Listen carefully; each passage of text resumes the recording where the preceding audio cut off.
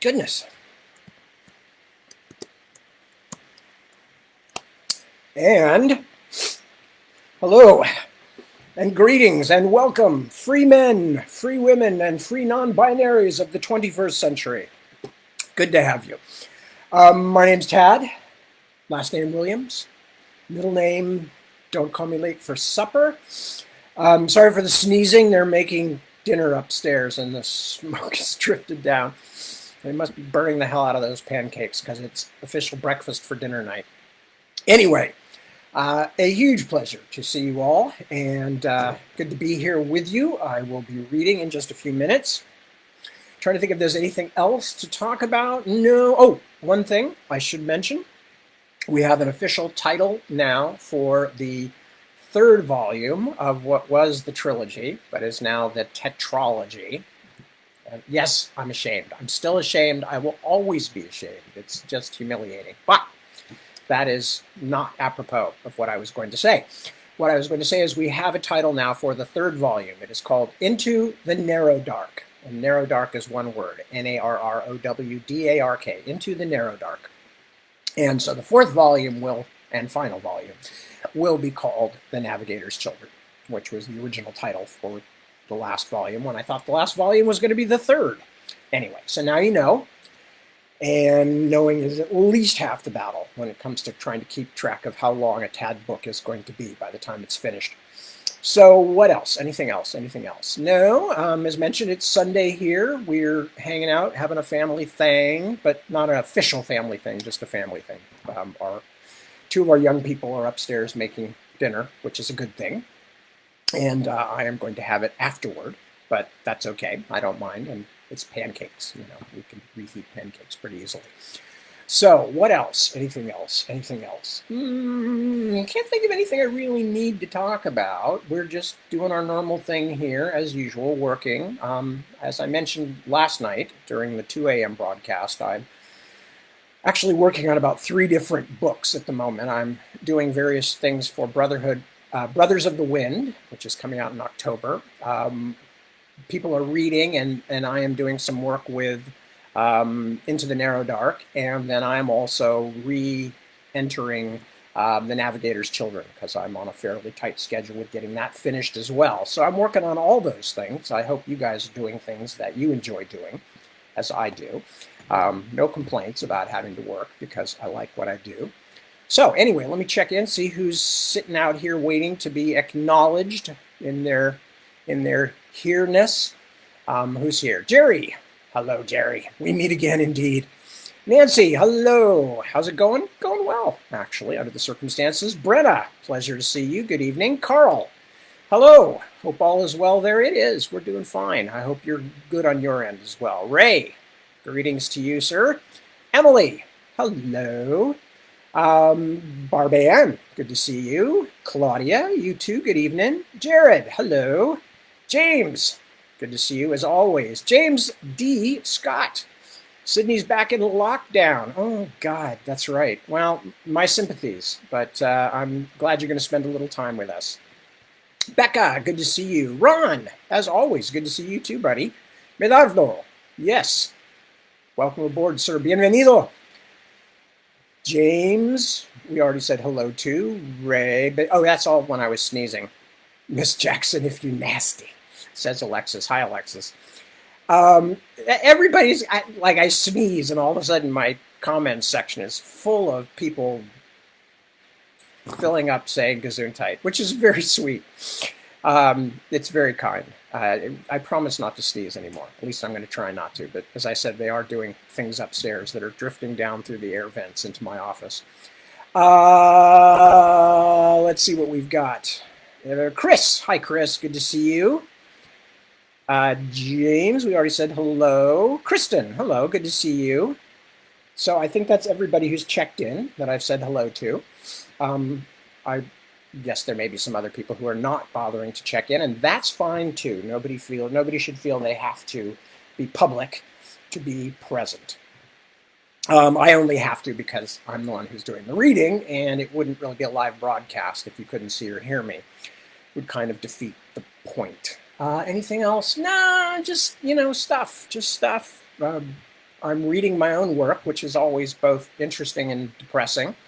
Depressing, because we always see things that we're going, oh God, I shouldn't have done that. Now I'm going to have to go back and fix that, and et cetera, et cetera. It's interesting because some of these things I don't really remember. Even, parts of the book that I'm actually working on now were written long ago enough because of the pandemic putting a stop to publishing and things like that, that I'm going, oh yeah, I completely forgot about that. Yeah, I did write that, didn't I? It's even stranger when you're reading something, as I am with Shadowmarch here, that I wrote 20 years ago. And I can't even tell you how bizarre it is when I was rereading Tail Chaser's song a few months ago, because that is now 35, 36 years since it was published, and is actually closer to probably 40 years since I was actually writing it in its first draft form. So that was completely bizarre. But, there are worse things. There are worse things. It certainly isn't quite as bad as looking at your high school graduation picture and going, oh my God, what a geek. Not that I haven't done that too, but, whatever. Actually, I wasn't quite as geeky looking in high school. I was more, I don't know what, sort of post-hippie, long hair, all that stuff. Anyway, yes, I did have hair once, for those of you who've only joined me lately. Every now and then somebody sends me a picture from back in those days, and I put it on my Facebook page or my Twitter feed just so people can see. Yeah, see, I did have hair once, damn it. Once I did. And it was long. And cute little teenage girls used to sit behind me in class and braid it and stuff like that. Not anybody doing that anymore, obviously. You'd need an scanning electron microscope to find anything worth braiding. Anyway, so who else has just showed up? Matthew, your sorry pre-apology. Okay. Greg. Hello, Greg. Good to see you. Could I comment on Virgin Galactic briefly? I don't really have a lot to say. There's a part of me that's a little concerned that so much of our space program is now going to be private, but there's also, I'm a capitalist with socialist leanings. I do believe you cannot have a system that does not have some form of competition in it. I'm just a very strong believer in a large and capacious and secure safety net for those who cannot compete or cannot compete and succeed in the way that a capitalist society expects. All you have to do is look at a place like Hong Kong, where seniors are literally having to live in kind of almost like jail-like settings because they can't get places, they can't afford to compete. So I do think private enterprise is a good thing and useful, and I'll be very interested to see the effect it has on our space program, which I am a big supporter of. I am a complete believer It's one thing that Elon Musk and I do agree on. I'm sure there are others, but one that we definitely agree on, which is humankind. And what we know right now is the only human-like species in the universe. There may be many, we don't know, and I'm talking mainly in terms of intelligence and complexity and ability to interact with their environment. But since we don't know if that's the case, then I think, yes, it does behoove us to try and get off the planet and spread ourselves out a little bit so that we have a better chance of advancing as a species than if we're just stuck in one place, which, you know, it's never a good plan. Never a good plan. Not in business, not in writing, not in species salvation. So there you go. Okay, so I hope I at least answered that. If not, Matthew, let me know, and I'll go into it some more detail. Because it treads along the edges and into politics a bit, and I'm trying to keep politics off of this reading thing. But I'm also planning at some point to start doing a more personal thing where I'll talk about things that I like and don't like. And some of that will be politics, but a lot of it will be books and art and music and things like that. That I can force down the throats of people who are younger than me, who don't appreciate the things that I like. No, that's not the idea. The idea is that, like my mentors did for me, and I had some very cool mentors, introduce people to things they may not know about. And that was a big part of my journey in terms of books and music and all kinds of things that are super important to me. Anyway, did I say hello to you, Elliot? Hello, Elliot. Welcome aboard. And Jeremy, hello. Other brother said, okay, well, tell your other brother I said hello. He knows I love him, and I love you, and I love you all. So the whole lot of you. You crazy people, you. Anyway, so at this point, I think I'm actually going to start reading. I had to stop last night in the middle of a chapter because that's just how it worked out, and there was no good way to break it. So what we're doing here is that Ferris Vanson has just returned to Southmarch. And as a result, in the midst of all the other things that Bryony and Barrick and the other nobility and other folk of Southmarch are having to deal with, the murder of Kendrick, the absence of King Olin, the impending birth of another child in the royal family, etc., etc., etc., they have just discovered from Ferris Vanson that apparently a fairy army, an army of Twilight people from behind the Shadow Line, is now approaching Southmarch. And so that's what they're all running around freaking out about at this point. And we've been reading a scene where Bryony is with Brone and Tyne Aldrich and a few other of the important folk in the ruling elite, for lack of a better word. So let me just jump back a little bit. So Bryony has just said essentially to Tyne Aldrich, Earl Tyne of Blue Shore, that he is going to be taking over the role that Shazo, who is imprisoned at the moment under the suspicion of murdering Kendrick, that Shazo once had. Earl Tyne's cheeks were still flushed, but he seemed relieved. I thank you, Highness. I will do my best to fulfill your trust. I'm sure you will. This is Bryony speaking. So here's your first duty. We must assume this danger is real. We have a few hundred guards in the castle, not enough for anything except perhaps to resist a siege, and if it comes to that, it will mean we have abandoned the outer city. How quickly can we muster a proper army? Aldrich frowned. We can have my blue shoremen and Brone's Land's Enders here in days, perhaps a week. With fast riders on the West March Road, we might be able to draw a few companies from Daler's Trough soon after, if we can get around this fairy army. Any levies from Marin's Walk and Helmingsea and the outliers, like Silverside and Kirkwall, will take longer. At the very least 2 Tenites. More likely we won't see them for a month. His frown became a scowl. Tyne had never been one to mask his thoughts. A cursed shame, this whole bloody business with Galen Tolley and his brothers, because our largest and best trained muster always comes from Summerfield. I will treat with that, Bryony said. What seems important to me is that we meet this shadow army, if it is truly moving on Southmarch as the guard captain fears, at least once outside the city walls. With unready troops, Tyne protested. Most of what we will turn up here under such haste will be local musters, especially after all these years without war. Perhaps only one real fighting man for every dozen who have never swung anything sharper than a hoe. We must test their strength, and ours, Bryony said firmly. We know nothing of such an enemy. And if they draw a siege around us, we will have trouble getting any more help at all from the farther marches. We will have to rely on ships to bring men as well as supplies, which will make for an even longer wait for the land-bound musters. She turned to Avon Brown. What do you think? He nodded, pulling gently and meditatively on his beard. I agree we cannot simply wait until this enemy arrives, but we do not know for certain that is what they plan. Perhaps they will harry the outlying marches first. Perhaps they seek only to expand the distance across the shadow line and sit on what they've won. It doesn't seem anything to count on, said Bryony. If they have brought an entire army across the shadow line, it seems unlikely they did it merely to burn a few fields and barns. She almost couldn't believe she was talking about this so calmly.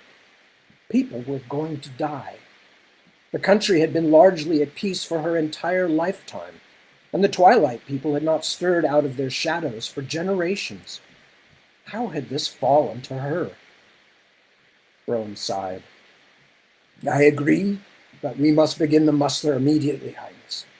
The rest we can discuss with the other nobles later today. Go then, Tyne, and begin it, she said.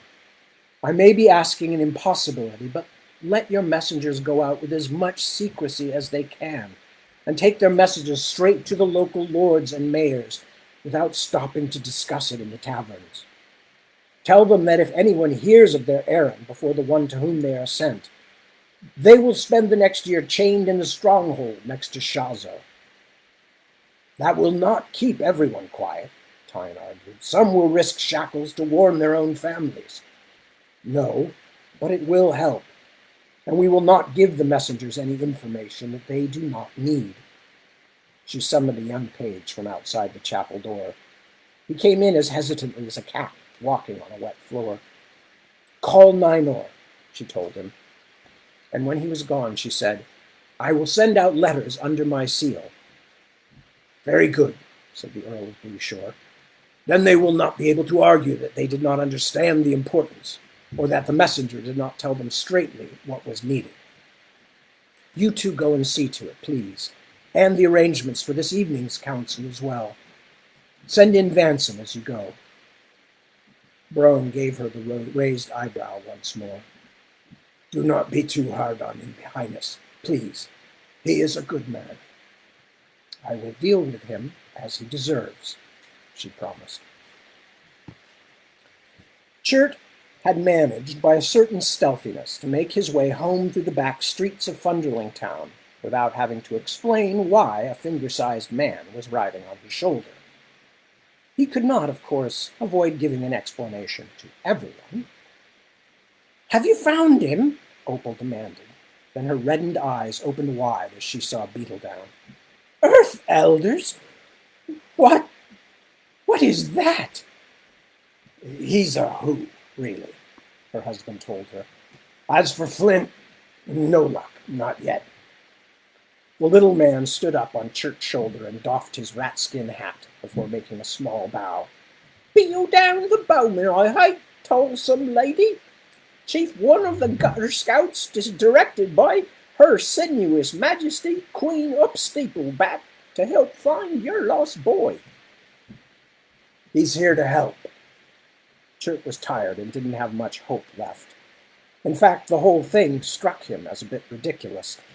Opal, however, was seeing a rooftopper for the first time, and for a moment seemed almost able to forget the terrible errand that had brought this newcomer to their home. Look at him! He's perfect! She reached out a hand as if he were a toy to be played with, but remembered her manners. My name is Opal, and you're welcome in our house. Would you like something to drink or eat? I'm afraid I don't know much about roof-toppers. Nay, mistress, not this moment, but I thank ye. He pulled at Chert's earlobe. It seems best that put me down. Smell is a tricksy thing, fades like stars at sunrise.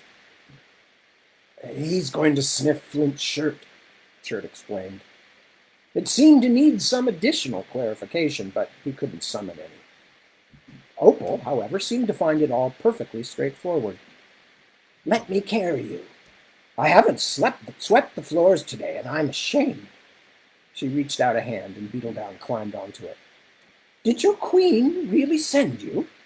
What is she like? Is she old or young? Is she beautiful? Brave as a daw, and fearful handsome, said Beetledown with real feeling. Hair soft as the velvet pelt of a weanling mouse. He coughed to cover his embarrassment. We are her special legion. We got her scouts. The Queen's eyes and ears. A great honor it gives to us. Then we're honored she wishes to help us, said Opal as she carried the tiny man toward Flint's bed. Chert was bemused to see how much better his wife did this sort of thing than he did. Do you need anything? Is yon great tent of faircloth un's garment? Put me down, please, ye mistress, and I will send what I can. He scrambled across the folds, then dropped to his hands and knees and pressed his face against the sleeve. He worked his way up to the shoulder, sniffing as he went, like a dog. At last he climbed to his feet and closed his eyes, stood silent for a moment. I think I have it, he said. Easier it gives itself to me, because I have scented the boy upon the rooftop, and un has un's own peculiar tang. He opened his eyes, looked at Opal and Chert, then shuffled his feet a little on the sleeve. No wish am I having to shame ye, but to me, un smells nothing like that twain. Chert almost laughed. There is no shame. He is not our blood child. We found him and took him in. Beetledown nodded wisely. Found him in some strange place, thinks I. True? Yes, said Opal, a little worriedly. How did you know? One smells of farther rooftops. Beetledown turned to Chert. Is it thou who will carry me now? Carry? On the track. Too much of unscent there is here. Go where there's moving air we must. Even in these danksome caves there must be such a place, methinks. Carefully, Chert lifted the little man back up onto his shoulder. He was tired in heart and body, but certainly it was better to be doing something than simply waiting. Are you coming? He asked his wife. Then who would be here if he comes home? Said Opal indignantly, as though the boy had merely gone to race sow-bugs with the neighbor children and would be back any time. You go, chirped Blue Quartz, and you let this fellow do all the sniffing he has to do. You find that boy. She turned to look at Beetledown and performed a strange, stiff courtesy, holding her apron up at the helm. She even smiled at him, although she clearly didn't find it easy, which reminded Chert that he was not the only one who was bone-weary with sleeplessness and dread. We thank you and your queen, she said. Chert gave Opal a kiss before leaving, wondering how many days it had been since he had remembered to do that. He couldn't help glancing back as he opened the door, but he wished he hadn't. In the middle of the room, his wife was rubbing her hands together and looking at the walls as though searching for something. Now that there was no longer a guest in the house, her face had gone slack with grief. It was a stranger's face, and an old stranger at that. For the first time he could remember, Chert could no longer quite make out the lovely young girl he had courted. Captain Ferris Vanson came back into the chapel like a condemned prisoner walking bravely to the gallows. His expression, Bryony thought, was a little like the idealized face of Perrin in the fresco above the door, which showed the mighty god giving to his brother Erebor the dominion over the rivers and sea. On the sky god, the face was frozen in a mask of hard, masculine beauty. Vanson, although not an unhandsome man, simply looked frozen. He kneeled before her, head down. His hair was now almost dry, curling at the ends. She felt something almost like tenderness toward him, touched by the vulnerability of his bent neck. He looked up, and she felt caught in some indiscretion, had to fight down a surge of warm anger. "May I speak, Highness?" "You may." "Whatever you think of me, Princess Bryony, I ask you again not to bear ill will toward the men who traveled with me. They are good soldiers, tested by things that none of us have seen and felt before. Punish me as you will, but not them, I beg of you." "You truly are a bit arrogant, aren't you, Captain Vanson?"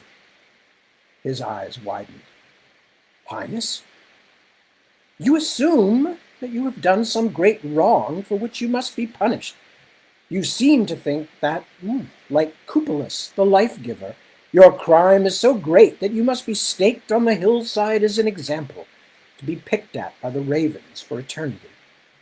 Yet, as far as I can see, you have only proved to be a soldier who has muddled a commission. But your brother's death, it's true, I haven't forgiven you for your failures that night, but neither am I so foolish as to think someone else would have prevented it." She paused, gave him a hard stare. "Do you think I'm foolish, Captain Vanson?" "No, Highness." "Good. Then we have a starting point. I don't think I'm foolish either. Now, let us move to more important matters. Are you mad, Captain Vanson?"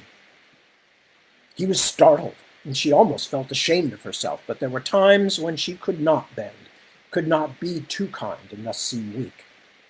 There could be no whispering among the castle's defenders that they would fail because a woman ruled them. Am I asked if you are mad, Captain Vanson. Are your wits damaged? It seems a simple enough question." "No, Princess. No, Highness, I do not think so." "Then, unless you are a liar or a traitor, fear not, I won't ask you to deny those possibilities as well. We don't have the time. What you have seen is real. Our danger is real. So let us talk about why your arrogant wish to be important enough to be punished will not be satisfied." "My lady, silence. I didn't ask you a question." "Captain Vanson, from what you've told me, it seems that not everyone is the same when it comes to this fairy magic. You said that some of the men were bewildered, even bewitched, and that others were not. You were one of those who were not. True? Or at least very little, Highness, as far as I could tell." He was looking at her with something like surprised respect. She liked the respect. She did not like the surprise. "Then I would be a fool to throw a soldier who seemed armored against such charms and snares into chains at a time when we may need that talent far more than strong arms or even stout hearts. Would I not?" I take your point, Highness. Here is another question. Did you see any reason, any differences in those affected that might explain why some of you were overwhelmed by the Shadowline magic and some were not?" "No, Highness. One of my most trusted and sensible men, Colum Dyer, was swept away into a dream very quickly. But a man who is for all purposes his opposite was not touched and in fact made it home with me. So we have no way to know who has the weakness until it is revealed." She frowned, biting her lip. Vanson watched her, clearly masking deeper feelings, but this time more effectively. She wondered briefly what he was hiding from her. Irritation? Fear? "Despite what you think of him, this fellow you mentioned who is not overcome by the fairy magic must be given a role in preparing to fight this strange enemy. He and all the others who were not poisoned by this strange dreaming. He and your other survivors must all be made captains. Nickel Southstead a captain? Vanson was chagrined. Unless he is the lowest, vilest criminal ever born, his clear head will be worth more to us than if Anglin the Great himself were to come back from the heavens to lead us, then fall into a bewildered nightmare. As we have agreed, Vanson, I am no fool, and I don't think you are one either. Can you not see this? He bowed his head again briefly. I can, Highness. You are right. Very kind of you to say so, Captain. We do not know where we will be fighting. It could be we will meet them in the hills of Daler's Trough in an attempt to keep them away from the cities. It could just as easily happen that we cannot stop them until they reach the walls of Southmarch itself. You are the only ones who have seen the enemy and returned to tell of it. You must help us prepare for them in any way you can imagine. I am not happy about it, Vanson, but I need you just as much as I need Brone and Ninor and Tyne Aldrich. The matter of my brother's murder and your failure is not closed. But until better times, I will push it from my mind, and so will you. It could be that if you serve me well, if you serve Southmarch well, then what is in the ledger of that night can be scraped away or at least inked over.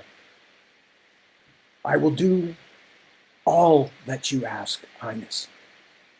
This new expression was hard to unriddle, both elevated and miserable, so that for a moment he appeared to have stepped down from a different fresco altogether. You are a strange man, Ferris Vanson, she thought. Maybe I was wrong to think you are the sort that has no secrets. Go then, gather those who came back with you. See that they are fed and rested, but in no circumstance let them leave. I will speak to them myself tomorrow morning. Yes, Highness. He rose, but hesitated. Princess Bryony? Speak. There is a young woman, too. I believe I told you. A cold irritation crept over her. What about her? We cannot let her go either, even if she is mad and suffering. I regret it. Make her comfortable. She narrowed her eyes. Do you have some feelings for her? No! He flushed. She was certain she had touched a nerve. That made her grow even more chill, although she did not know why. No, Highness. Responsibility, perhaps. Sorry. That made her grow even more chill, although she did not know why. No, Highness. Responsibility, perhaps. She is like a child, and she trusts me. But although she seemed just as lost in the Shadowline dream as Dyer and the others, she also found a way out again for us. She seems to be in some middle ground between the two. We have no time or patience to try to make sense out of some unfortunate young woman. If the magic took her and confused her, she is no use to us. Make her comfortable. Bring me the other tomorrow. Bring me the others tomorrow at 10 of the clock. Vanson bowed and went out, looking not exactly like one reprieved, but perhaps like one who had found out the gallows makers were all ill with a bad fever. Bryony sat for a long time after he was gone, her thoughts an unsettled swirl. She had only an hour or so before she had to meet with the nobles and make a plan of war. She would have liked to go to Uta. She missed the Zorian sisters' wisdom and calm, but she knew there was a more important visit she had to make. Whatever complicated feelings she might have, and whatever terrors might be punishing him, she did not wish to go to this evening's council without her twin.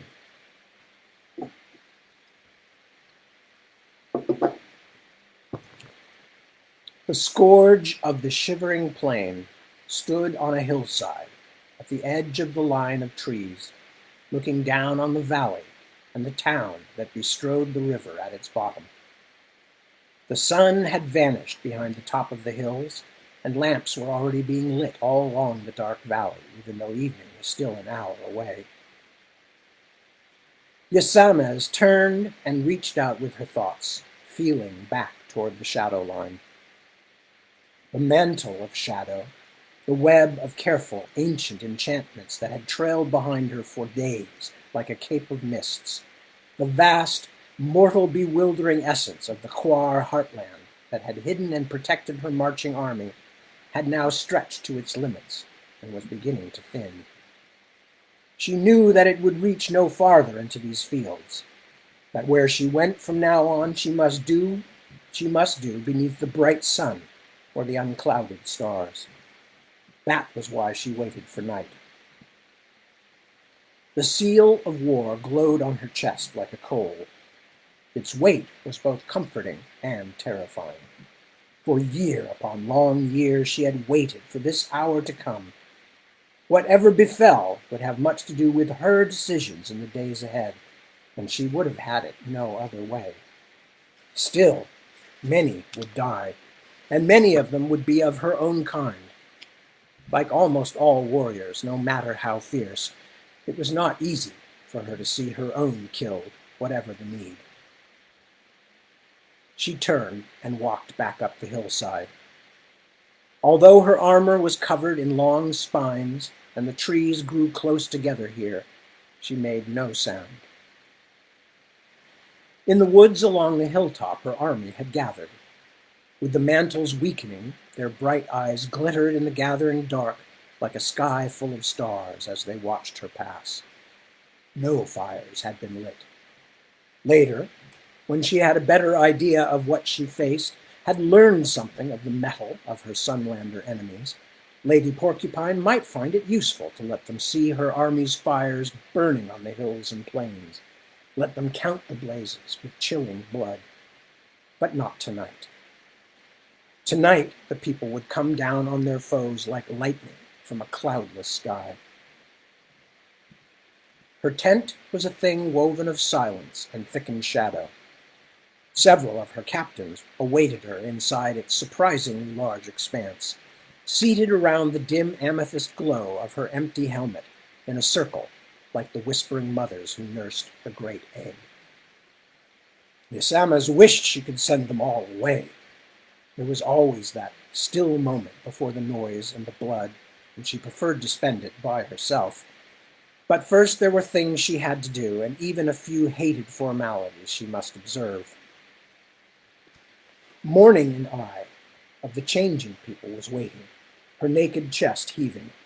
She had just run a long way. "What do you bring me?" Yasamas asked her. "They are no more than they seem, or else they have grown 1,000 times more skilled in trickery than they once were. A small garrison lives inside the town gates. There are other small forces of armed folk in the larger houses, and an armory that suggests they can muster more when need be." "But the armory is full?" Morning and I nodded her sleek head. "Pikes and helmets, bows, arrows, none have been given out. They do not suspect." Yasames showed nothing, but she was pleased. An easy victory would bring its own problems, but it was more important that her army's first blooding not be too perilous. Even with all those she had mustered, the people were still vastly outnumbered by the mortals, who now filled the lands that once had belonged to her folk.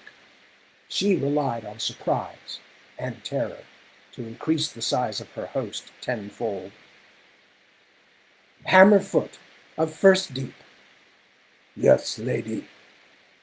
"It is long since we have come against mortal men or their works. When the village is afire, take some of your women and men and pull down the walls. See to the way of their building. It is only a town, but perhaps we will see something of what we must defeat when we come against the old place." "Yes, lady." She turned to Gair, the most trusted of her captains, and for a moment their thoughts commingled. Compared to her, or even many of the others present, he was merely a stripling, but his ferocity and cunning were second only to hers. She tasted his cold resolve and was pleased, then spoke so that others might hear.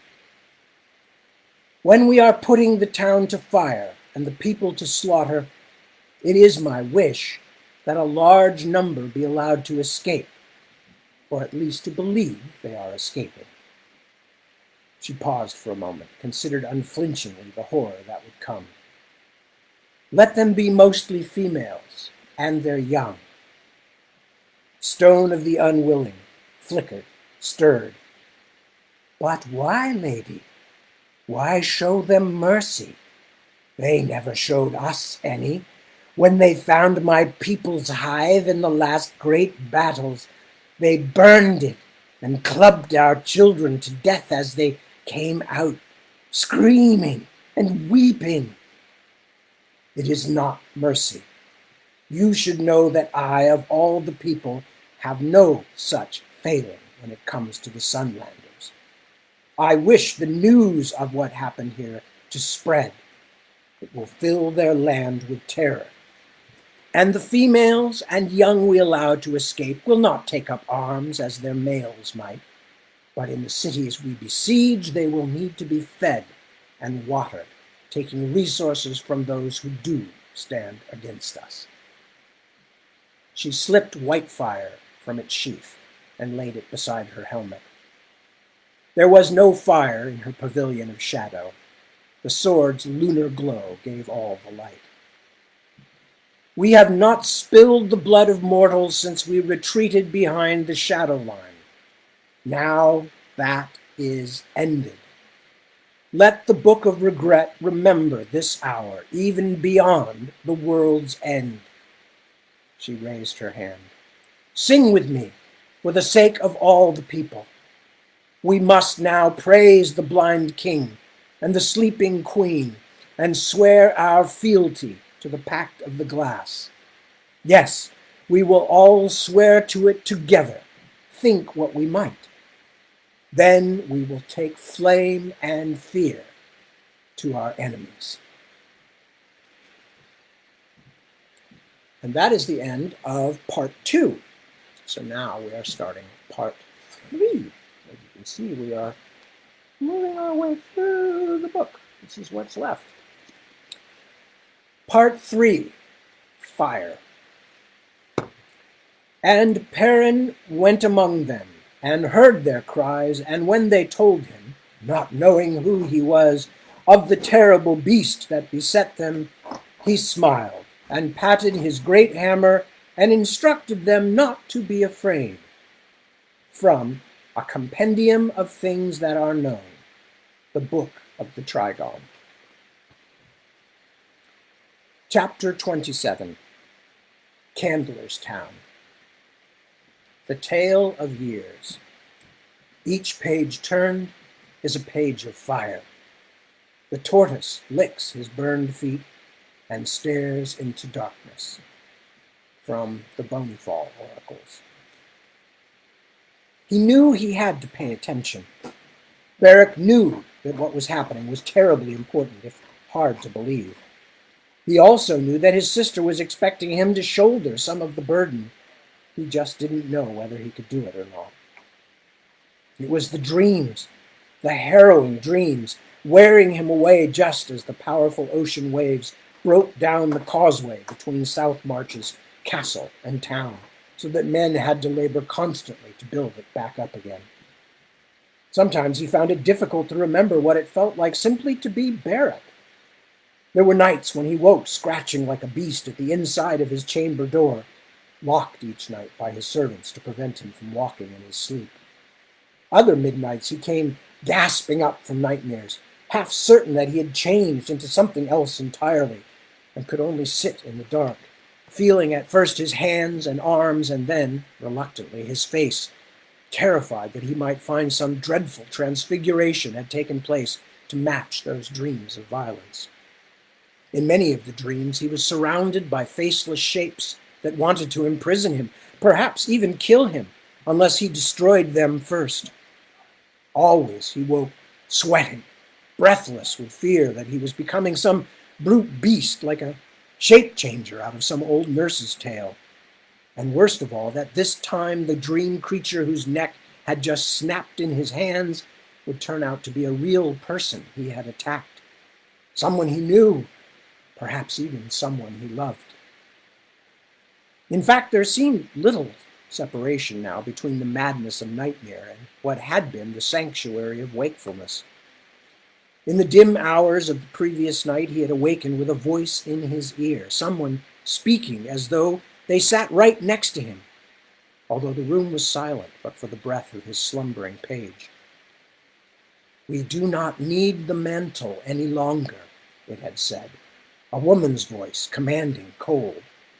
It had not been like something heard in a dream, but had seemed to resound inside the very bones of his skull. He had whimpered at the sound, the nearness of it. "We will sweep down on them like fire. They will fear us in light as well as darkness." "Prince Beric?" said a gruff voice. Someone was trying to get his attention. A real voice, not a midnight dream.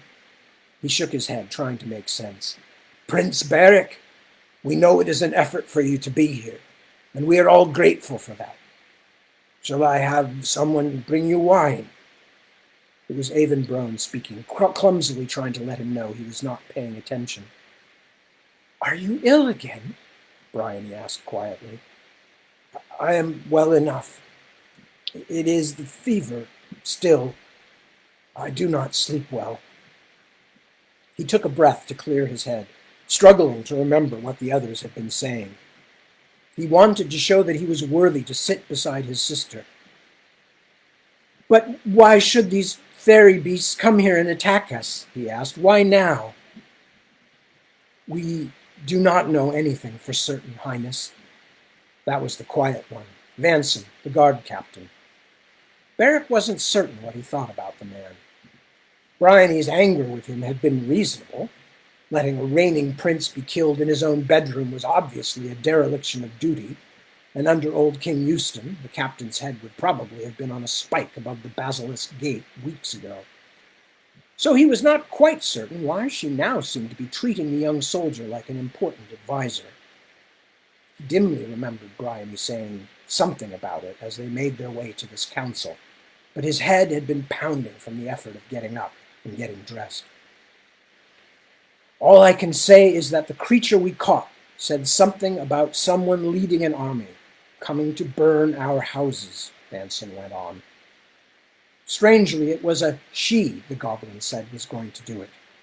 She brings white fire, that's what it told us. Burn all your houses to black stones. But perhaps the monster did not speak our tongue well enough." Beric felt a chill trace down his back.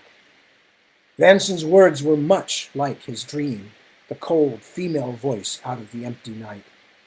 He almost said something, but the stony, doubting faces all around made him hold his tongue. "The prince is imagining things," they would whisper to each other. "His wits are going." He should never have confessed his secrets to Bryony. Thank the gods he had not given up all caution and had kept the strangest of them to himself. "Is there some reason the enemy couldn't be a woman?" Bryony demanded. Beric could not help noticing changes in his sister. It was as though she had grown bigger, harder, while he grew smaller and more helpless daily. Didn't Anglin's granddaughter, Lily, lead her people against the Grey Companies? If the Twilight people are somehow led by a woman, does that mean we have no need to be wary of them? No, Highness, of course not. Vanson flushed easily. Beric wondered if the man was trying to hide a great anger.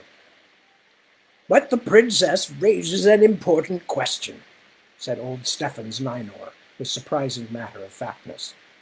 The Castellan seemed to have put aside his fluttery servility in this time of need. Eyes of heaven, Beric thought. Have I been asleep for 100 years? Is everyone turning into something else? For a moment, the walls of the chapel seemed to drop away, and he was turning, falling. He recovered himself by biting his tongue. As the pain jumped into the back of his mouth, he heard Ninor say, "After all, perhaps they merely wish to test their strength. A raid or two, then back across the shadow line." "Wishful thinking," declared Tyne of Blue Shore. "Unless Vanson is utterly mistaken, that is no raiding party. They are bringing a large army, the kind that will stay in the field until it has accomplished its task." But why me? Said Earl Warwick. First they steal my bride and her splendid dowry, now they will attack my lands. I have done nothing to offend these creatures. Opportunity, my lord. That seems most likely, said Vanson. He looked at Rorik with such a calm, measured gaze that Barrett could almost see him weighing the man and finding him to be a short measure. But Vanson is a dalesman, isn't he? Barrett thought. So Rorik is his lord. The idea that a liege lord would not receive the unquestioning respect of all his liegemen was a slightly new one to Barrett, who had spent his childhood so taken with his own cynicism that it had not occurred to him that others might also find the ancient order of things to be less than perfect. Opportunity? Asked Bryony. When I was behind the shadow line, Highness, the captain said, it was like falling into a fast river, even though I was less troubled than many of my men. But time, and even the substance of things, seemed different from place to place there, in the way that someone swept down a river might for a moment be pulled down and then be lifted to the surface again, or be caught for a moment in an eddy, then pushed helplessly into the rocks. What are you talking about? Avenbrone demanded. You said opportunity. Vanson suddenly realized they were all looking at him. He colored again, lowered his head. Forgive me, I am but a soldier. Speak. There was something in his sister's voice that Barrack had never heard before. Again, he felt adrift, as though Vanson's river had whirled him away, far away from his own familiar life. You are here precisely because you have seen things the rest of us haven't, Captain Vanson. Speak. I meant only that. I wonder why, if they have gathered such an army, they should choose to enter the March kingdoms at Daler's Trough. I was born there, so I know it well. There are a few large towns, Dale House and Candlerstown and Hawkshill, but mostly it is hillcrofts. A few larger farms, scattered villages. They mean to come against us, and I believe they do. Why should they start so far away? Even if they do not know that my men and I spied them, and so they still believe they will surprise us, why should they take the chance that others will flee east with news of their coming and allow us to prepare? If they had come across the shadow line in the East March hills, they would have been upon us already, and I fear we would not be having this council, unless it was to meet with our conquerors. That is treason, said Rorik. Who is this low-born soldier to tell us such things? Are you saying we cannot defeat them? No, my lord. Vanson's jaw was set. He would not look at Rorik, but he didn't seem cowed. No, but I saw them with these eyes. They have a great force. Had they come down on South March in the night, this city would have been in terror and disarray. What exactly are you trying to tell us, Captain Vanson? Bryony asked. That perhaps the Twilight Lands have their own ebb and flow.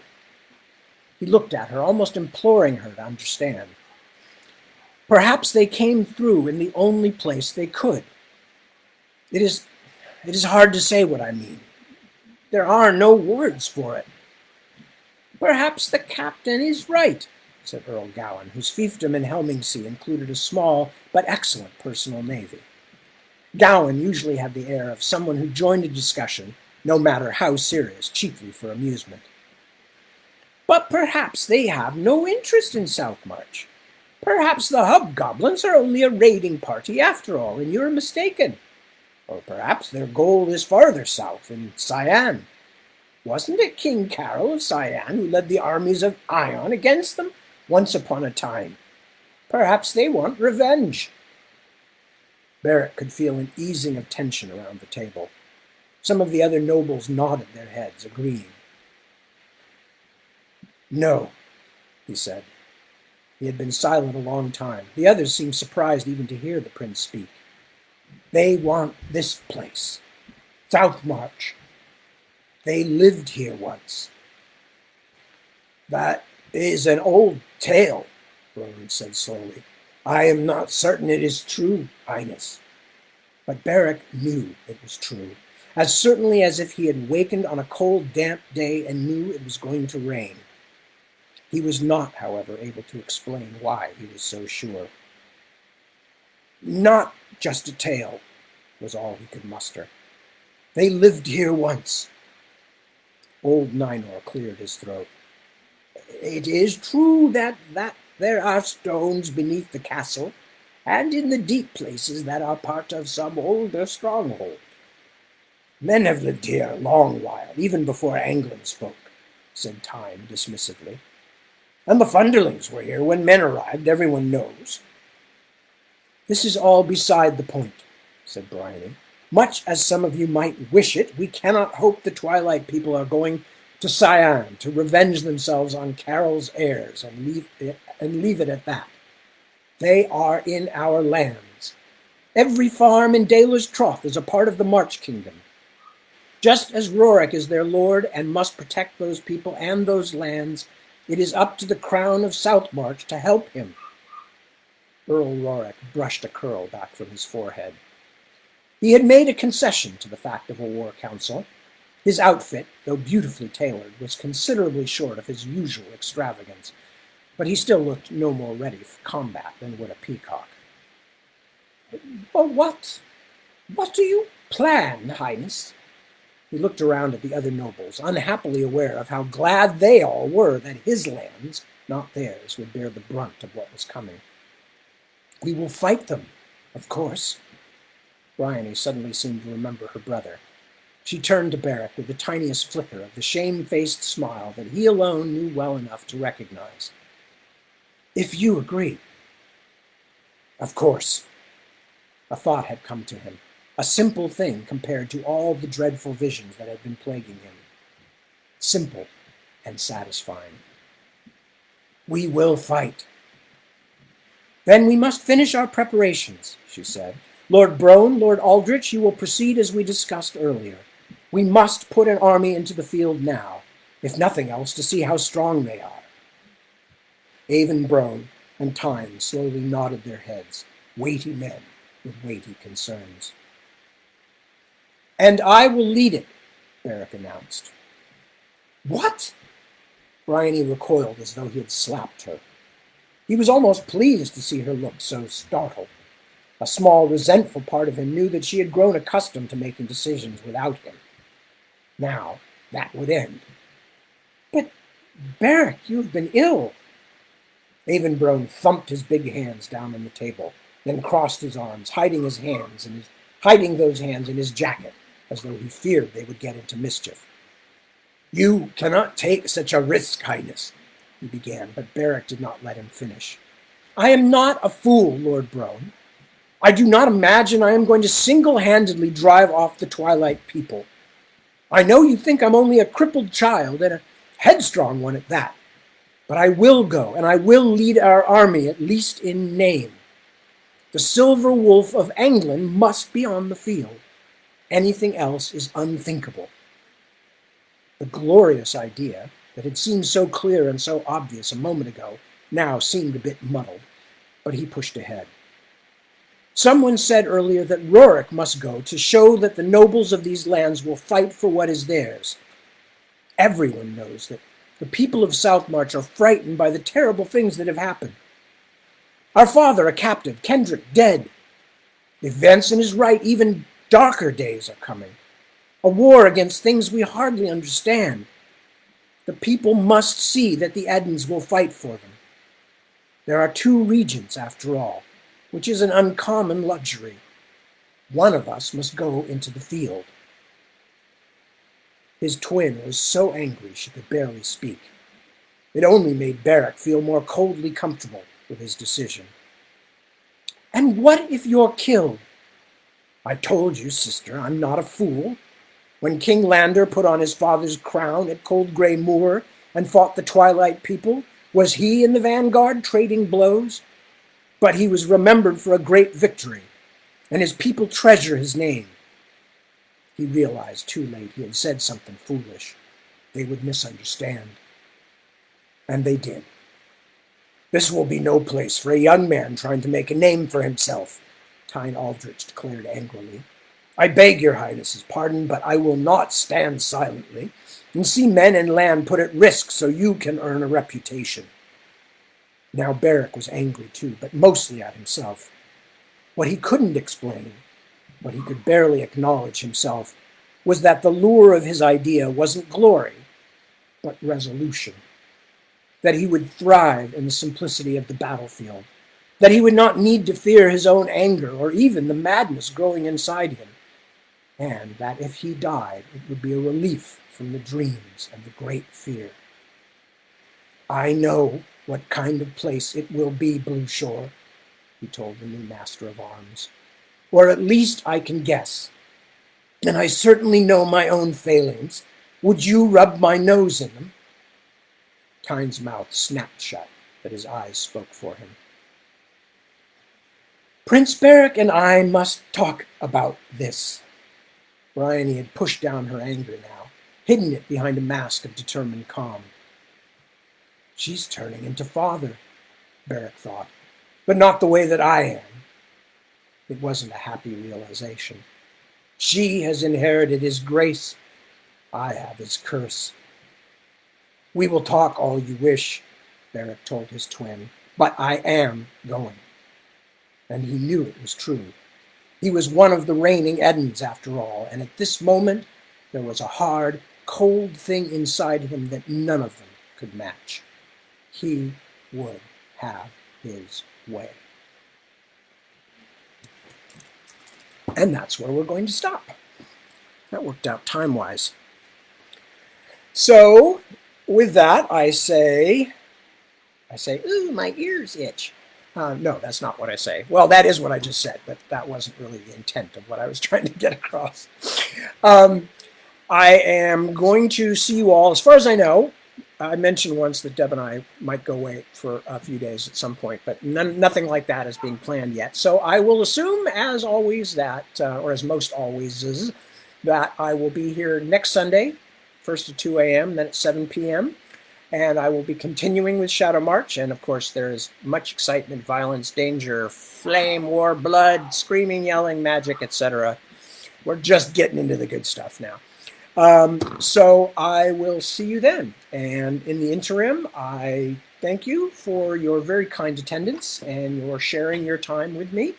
And I also remind you to please take care of yourselves. We're not out of the woods on the pandemic yet. And as usual, the world is a strange and funky place where odd things can happen. And you folks are important to me. So take care of yourselves, take care of your loved ones, take care of the folks around you, and we'll all make it through. Somehow. So anyway, thanks again. Be good, and I will see you very soon. Okay, thanks.